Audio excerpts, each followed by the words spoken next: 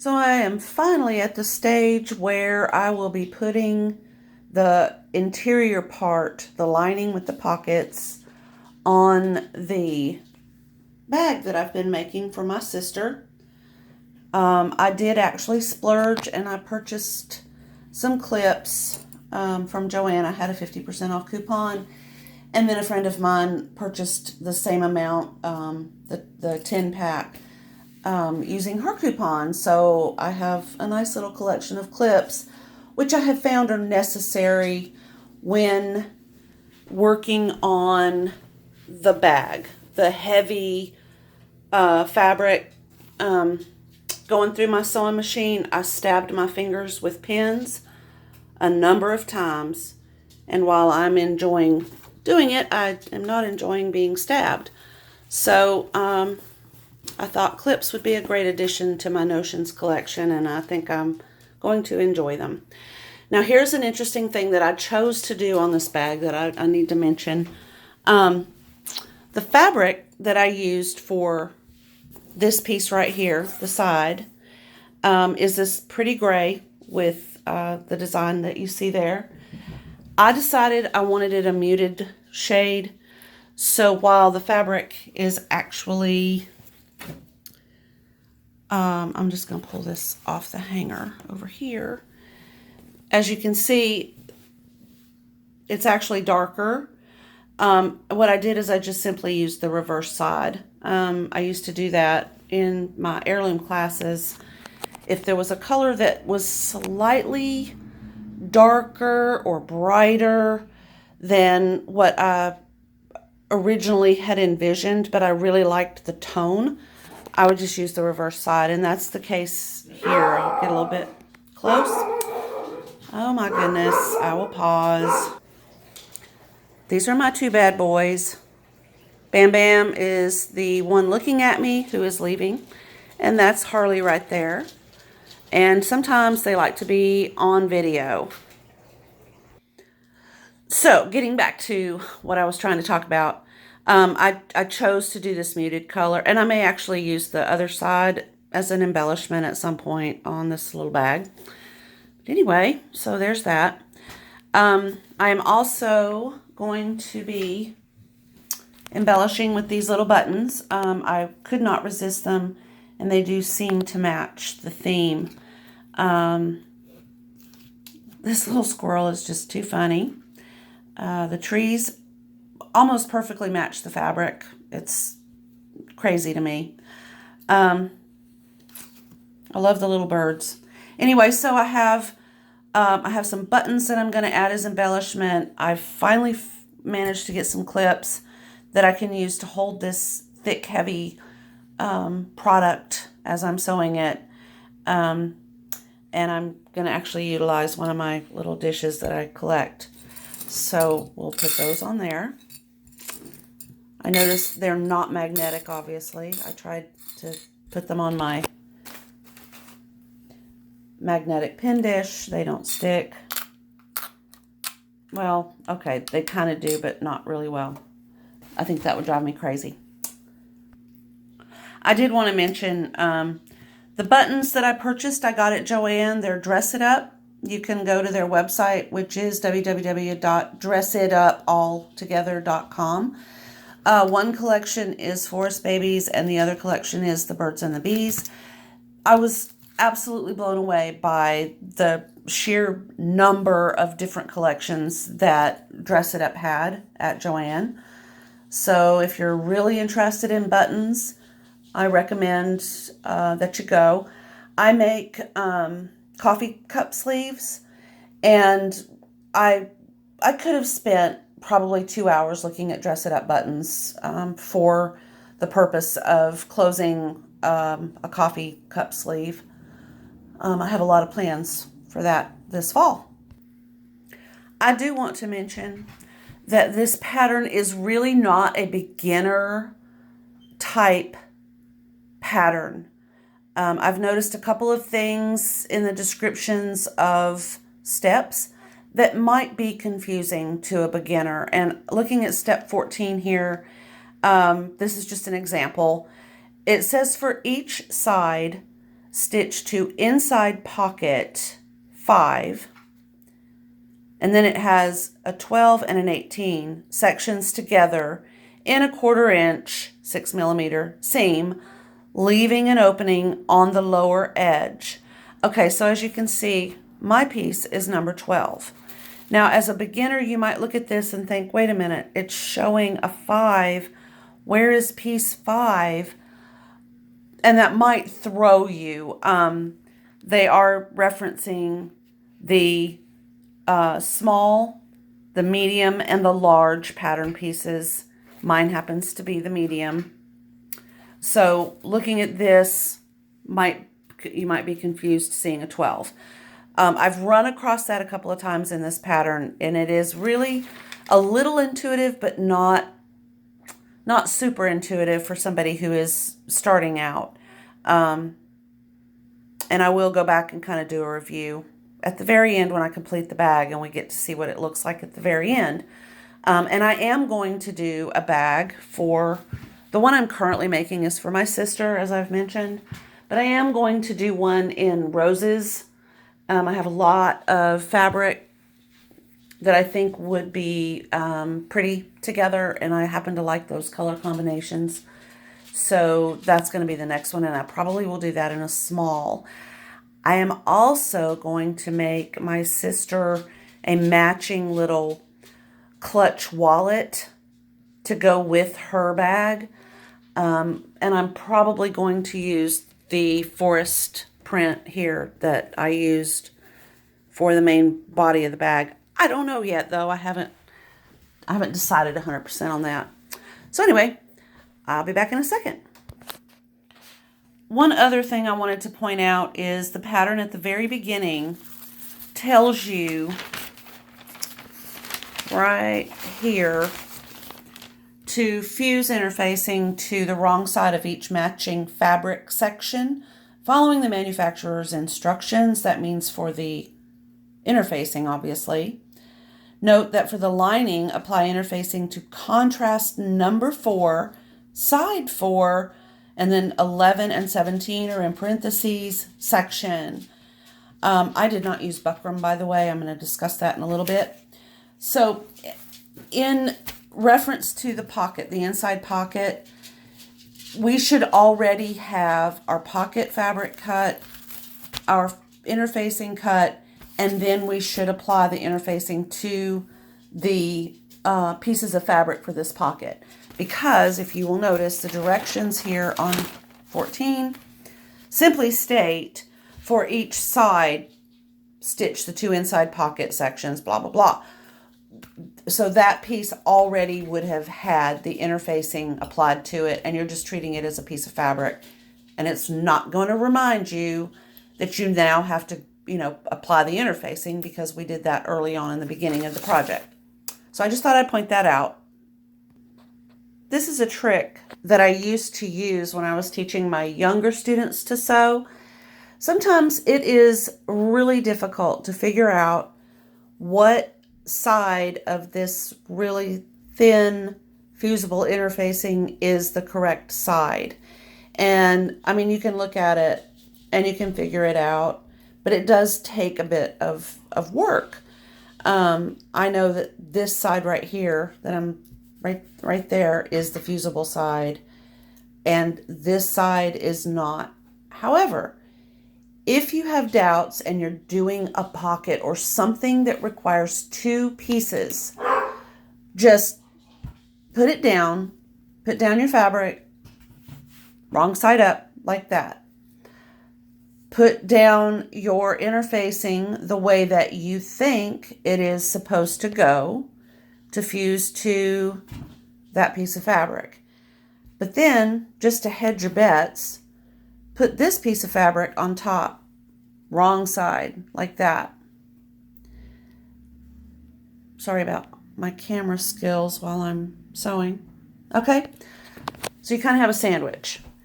Now that way, you fuse one of the pieces, which I think we know which one it's going to be based on the way this is going.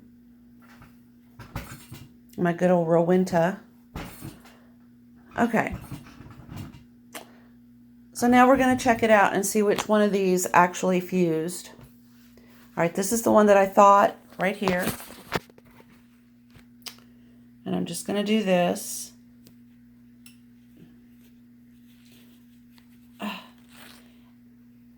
And I was wrong. See, I was wrong. This piece that I thought I was fusing to actually was facing the wrong side of that piece of interfacing. But I hedged my bets.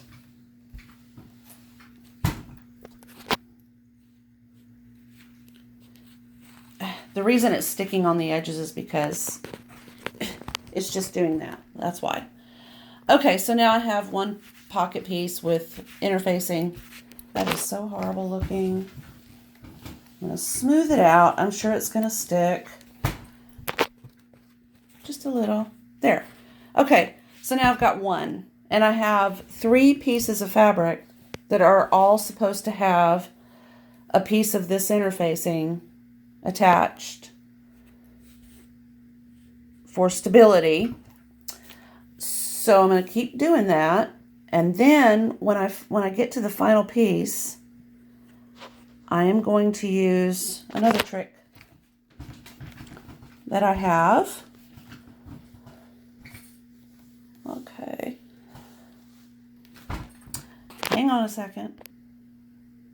Okay, so the final piece of fabric here, I don't have a second piece of fabric that I can use as my hedge my bets on this flimsy little piece of interfacing that I'm attaching. So what I've done in the past, and I forgot actually I was putting this on here, I have tracing paper that I use when I make a pattern. And what I'll do is I'll put that on top, and then I'll put my pattern piece on top of that. And I use my pattern piece, I just set the iron there.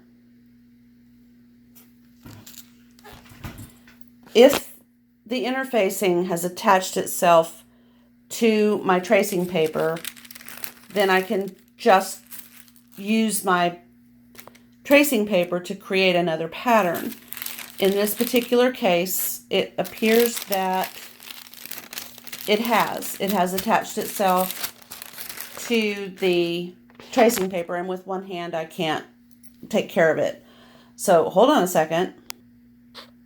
So I had to come back to this piece. I've had a lot of interruptions. This has actually been about an hour later.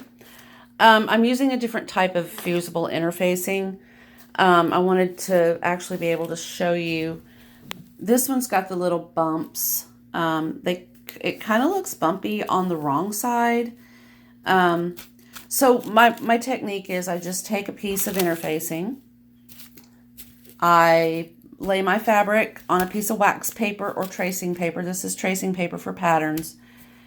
Face down, so right side to that paper.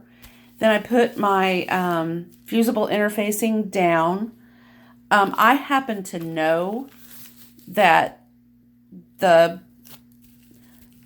it almost feels like braille on the side that gets fused to the fabric. And then I put that down on the wax paper. If I were unsure about whether or not I had this set up correctly, I would use another piece of my tracing paper to put on top of this. I know that this is obviously correct, and now all I have to do is press, and then it'll stick a little bit around the edges. I'm trying really hard with one hand to pull this apart. Ta-da!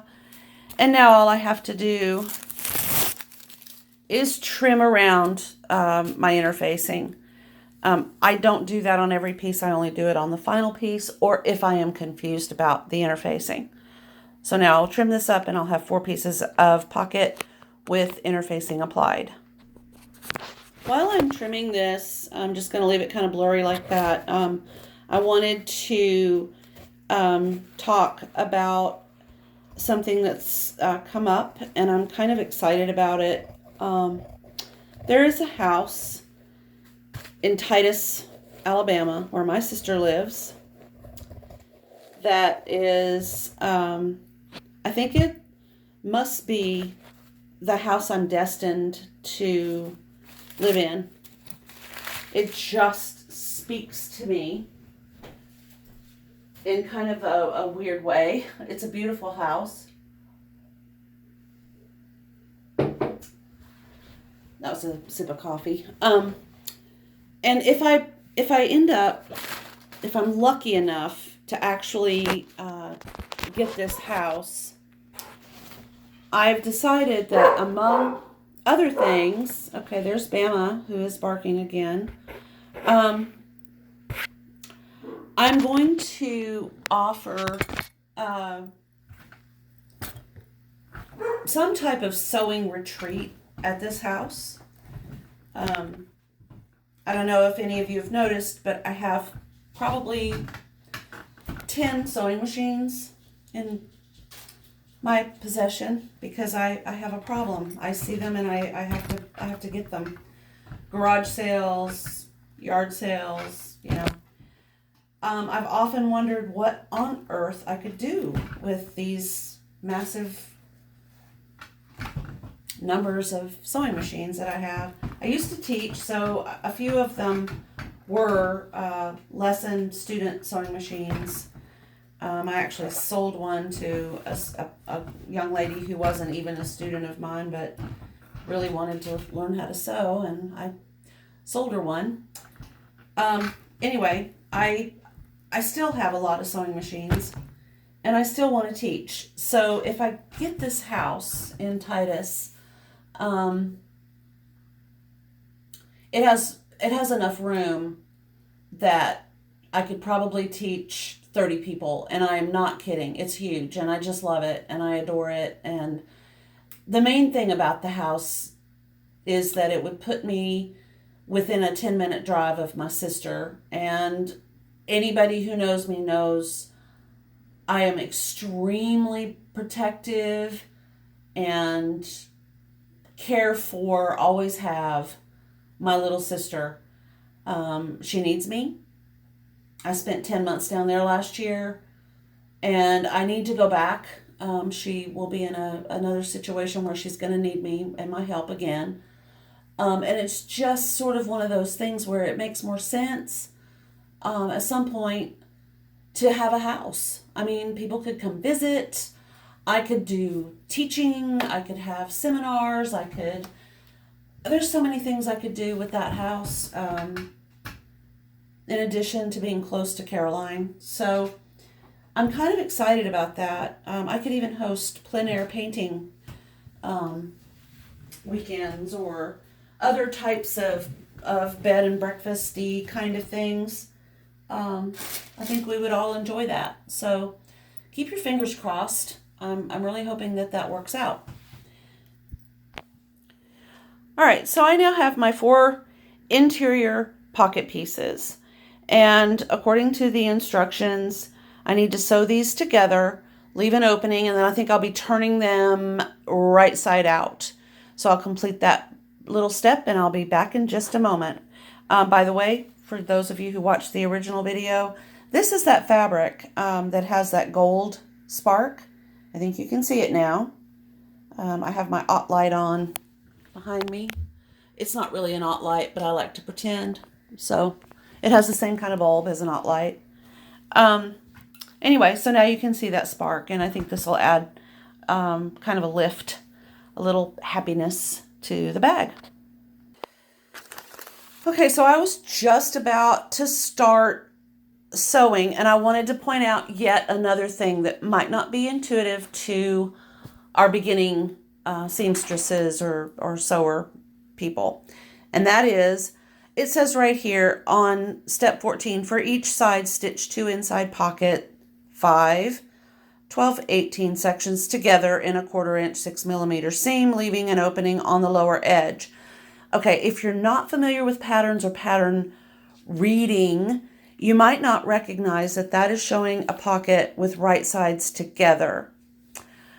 If you do this without knowing that, if you follow this step right here without knowing that that's right sides of fabric together, you're going to come up here to step 15 and say, turn right side out, turning in remaining seam allowance and press. Wait a minute, I was supposed to have these two pieces right sides together. So it always pays to read 1 or 2 or 3 steps ahead before you do one step. And I wanted to make sure that that was explained. So I went ahead and thought, right, I know that that is right sides together. I know from reading a pattern that that's right sides together, but it isn't intuitive until you've done it a whole bunch of times. So my recommendation with a pattern is read a step. Don't do it yet. Read the next step, and then you might get a little insight into what you're supposed to do after you do this step, which is the case here. Okay, so I have one of these interior pockets stitched together with my opening at the bottom. I back stitched here and on this side to make sure that my stitches are held in place. But now the next step that I have to do is trim these little corners. And as I've looked at this, I can see that I've got a couple of boo-boos that I need to fix. I'm not going to stress out on this. It's an interior pocket, and it can be easily fixed. The main thing is when I get this completed to my satisfaction, I'm going to have to clip in, just clip, clip, clip, clip, clip, clip off these corners, not too close to my stitching. Over here, I'm going to make little clips. It just allows the fabric to open up pretty. So I'm going to take care of my boo-boos, and then I'm going to clip, and then I'm going to turn, and we'll come back in just a moment. So here's our little pocket. There are 2 of them. We're just going to talk about one today. It's been stitched. It's been clipped, and it's been turned and pressed. It has not been stitched. Here's a little detail about the pockets on this purse, which most pockets are shaped like this. The smaller edge is the top edge of the pocket. And the easiest way to remember why, it took me a while when I was learning how to sew. You want more stuff in the bottom of your pocket. You don't want your pocket to be wide at the top and kind of skinny at the bottom. You can't put as much in there. So the skinny top, or the skinny edge, or the smaller edge is the top part where your hand goes, and the bottom edge that's a little bit wider is where all of your pocketed items will go. What we're going to do is we're going to run a nice little top stitch across the top of the pocket, and then we're going to pin it to the lining piece. And then after we've pinned it to the lining piece, we are going to stitch all the way around. Now here's an opening right here where I turned this pocket. I'm not going to stitch across that first, then apply it to the lining piece, and then restitch it. I'm just going to leave it as is, do my top stitching across the top, apply it to the lining with pins, and then do a nice little top stitch all the way around, except for up here where of course it needs to be open. And that will be the end of applying the pocket to the lining piece.